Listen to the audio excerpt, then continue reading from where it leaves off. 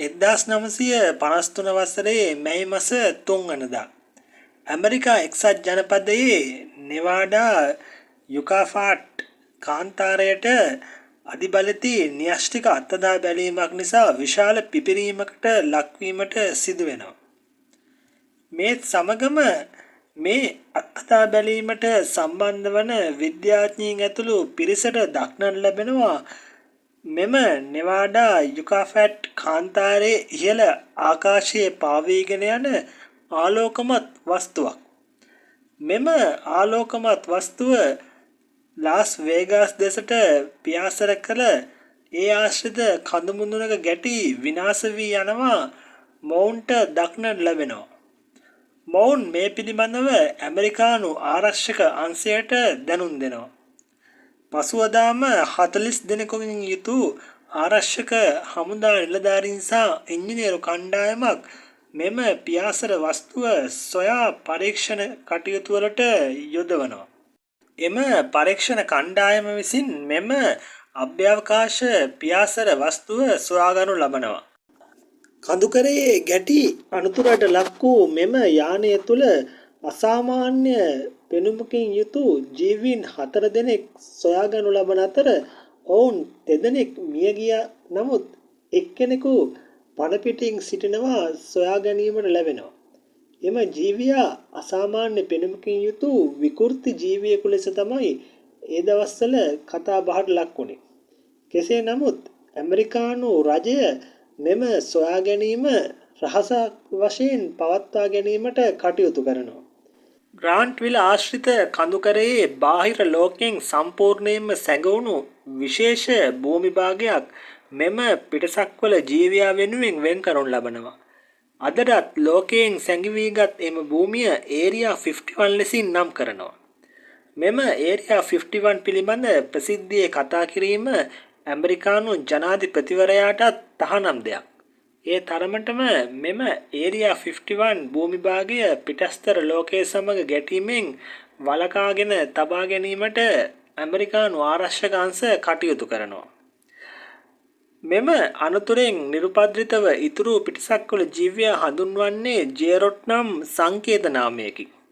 මේ ජේරොඩ් විසින් මිනිසා විසින් සිදු කරනු ලබන පරීක්ෂණ සඳහා අවශ්‍ය කරන තාක්ෂණික දැනුම ලබා දෙන බවට විශ්වාස කරනවා. ඒරියා 51 තුල වැඩ කරන පුද්ගලයන්ට රහසිගතභාවය උපරිමයෙන් ආරක්ෂා කිරීමට ගිවිසුම්ගතව බැඳී සිටිනවා. නමුත් ඇතැම් අවස්ථාවලදී මෙම සේවකයන් වයස්ගත වී මේ යන මොහොතේදී ඇතැම් විට ඒරියා 51 පිළිබඳ විවිධ තොරතුරු අනාවරණය කර තිබෙනවා. එයින් යම්තාක් දුරකට පිළිගත හැකි කාරණාවක් වන්නේ මෙම ජේරොඩ් නම් පිටසක්වල ජීවියා අප පිටසක්වල ජීවියෙකු ලෙස හැඳින්වුවත් ඔහු පවසා තිබෙන්නේ ඔහු මිනිසාගේ අනාගතයේ සිට පැමිණි මිනිසුන් කණ්ඩායමක කෙනෙක් බවත්ය. ඒ අනුව අනාගතයේදී සිදු කරන ලද යම්කිසි පරීක්ෂණයක ප්‍රතිඵලයක් ලෙස ඔවුන් කාල තරණය කළ වර්තමානයට පැමිණියාසේ සැලකීමටද යම්තාක් දුරකට පිළිගැනීමට ලක්ව තිබෙනවා. ඒ වගේම මේ ජේරොඩ් නම් පිටසක්වල ජීවියා ඇත්තනම් පිටසක්වල ජීවියෙක් නම් ඇමරිකානු රජය ඔහුගෙන් කරගන්නේ මොනවද?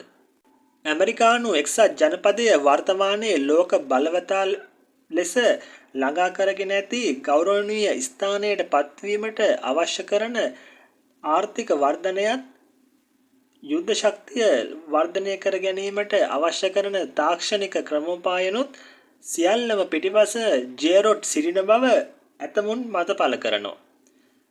එසේම ඇමරිකානු එක්සත් ජනපදයේ නාසා ආයතනය මගින් අභ්‍යවකාශ ගවේෂණය පිළිබඳ සිදු කරන සියලු පරීක්ෂණවල සැඟවුණු පුරක මේ ජේරොඩ් බව පිළිගන්නවා. එසේම කාලෙන් කාලෙට මුළු ලෝකය පුරා පැතිරීගෙන යන ගෝලීය වසංගත උදාහරණයක් විදිහට කොරෝනා වසංගතය වගේ වසංගත ජෛවීය අවිවිධයට නිෂ්පාදනය කරන්නේ මේ ඒරියා 51 තුල බව පිළිගනු ලබනවා. ඒ වගේම 1960 දශකයේදී ඇමරිකානු ජනාධිපතිවරයා වූ ජෝන් එෆ් කෙනඩි මහතා මෙම ඒරියා 51 කලාපය පිළිබඳ ප්‍රසිද්ධ රහසක් හෙළි කිරීමට තිබියදී ඔහු ඝාතනය කළ බවටද ඇතමුන්ගේ මතයක් තිබෙනවා. අදටත් ජෝන් F කෙනඩි මහතාගේ ඝාතනය අභිරහසක්. එම ඒරියා 51 රහස ආරක්ෂා කරගත යුතු නිසා ඇමරිකානු ආරක්ෂක අංශ විසින්ම කෙනඩි ජනාධිපතිවරයා ඝාතනය කර ඇති බව පිළිගන්නවා. ඇමරිකානු ජනාධිපති ඩොනල්ඩ් ට්‍රම්ප් ඇමරිකානු ත්‍රිවිධ හමුදාවේ ඉහළම තනතුරු දරන නිලධාරීන් කීප දෙනෙකු CIA රහස් ඔත්තු සේවයේ ඉහළම නිලධාරීන් කීප දෙනෙකුට පමණයි මේ ඒරියා 51 තුළට ඇතුල් වීමට අවසර තිබෙන්නේ. එමෙන්ම ඒරියා 51 කියන්නේ තව අවුරුදු ගාණක් යනකම්ම ලෝකයෙන් සැඟවුණු ගොඩක් දේවල් සංගවාගෙන ඉන්න අභිරහස් භූමියක් කියන එක අප කාටත් පැහැදිලි.